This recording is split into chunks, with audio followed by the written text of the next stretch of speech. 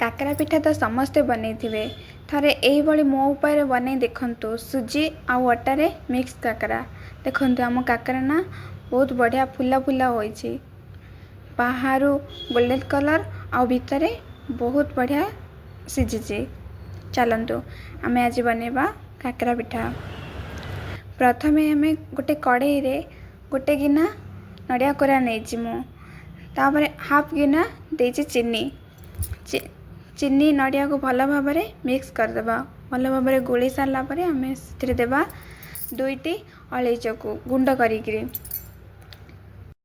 देखंतु नड़िया रे चीनी देला पर ना सेथुरु टिके पानी बाहरला पर टिके समय पय भाजी नेबा अधिक समय जे भाजबानी काहेकि आम जो नड़िया पुरडा ना टिके चिपचिपा लागुथिबो से बळे भाजबा। नड़िया भाजी सारा पर आम चलतु जीवा नेक्स्ट प्रोसेस को। देखंतु मुझे ना गोटे कड़ई नहीं से 3 गिना अधा पानी कहीं मुझे नहीं सुजी गोटे गिना आ अटा गोटे गिना सुजी 2 गिना पानी गोटे गिना अटा 1.5 गिना पानी से जी सुजी तार डबल क्वांटिटी आम ने पानी जी अटा नहीं तार गोटे गिना आउ अधा देछि मु पानी तापरे सेतरे देछि चीनी आउ गोटे चम्मच पान मधुरी आउ हाफ चम्मच लुण देले ना हमर पिठाड़ा भल स्वाद बाहरिबो सेति पय तापरे मु एठी दुईटी अळेचो ना गुंड करिके नेछि।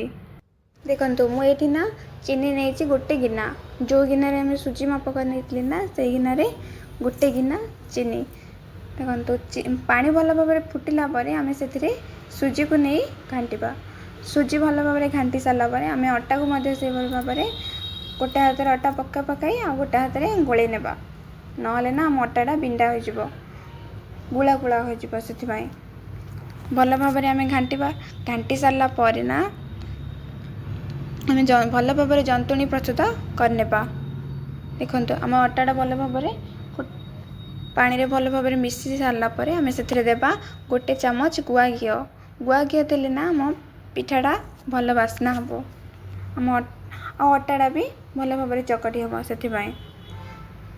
घी दे सारा पर आम गोटे प्लेट को काढ़ी नेबा। देखंतु आमर जंतुणी ना ये भल भाव सीझी जाइए मु गोटे प्लेट को काढ़ी नेली। देखंतु आगो को ना बहुत पर्वपर्वाणी आसुची आम ओडिया पर्वपर्वाणी मानकर तो अधिकांश काकरा पिठा होता है से सुजी अटारे एमती मिक्स करी काकरा बनंतु तापरे कहबे तापरे केमिति होइछि ना कमेंट सेक्शन रे आपणक मतामत मते जणेबे।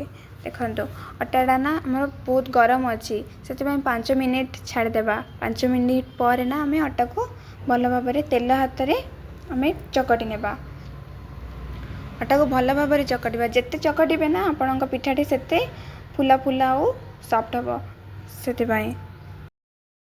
देखो आमर ये ना अटाटा पूरा पूरी चकट हो जापर आम जीवा गोल गोल करने देखंतु अटाटा ना आमर ये बढ़िया चकटी सारी देखंतु बढ़िया स्मूथ होना मोर जंतुनीटा आम एमती गोल गोल ताटिया बा कटोरी आकार में बनईने से पूरा दे चारिआडू एमती आनी हाथ में मझिरे ना एमती गोल कर नेबा भल भाव गोल गोल करी आम काकरा पिठा बनईने देखंतु से भाव ना आम सबुतक पिठा एमती गोल गोल बनईने बनई सारा पर आम एमती आंगुठी साहाय्य एमती चारिआडू टिके पतला करने कहीं आम काकरा बनाऊे ना से यदि मंडा बनाऊे ना एमती गोल गोल बनइबे देखो पूरा दे आम से सबुतक पिठा एमती बनईने देखंतु पिठा देखंतु यही भाव आम गोल गोल करने सबुतक पिठा बनई सारा पर आम चलतु जीवा।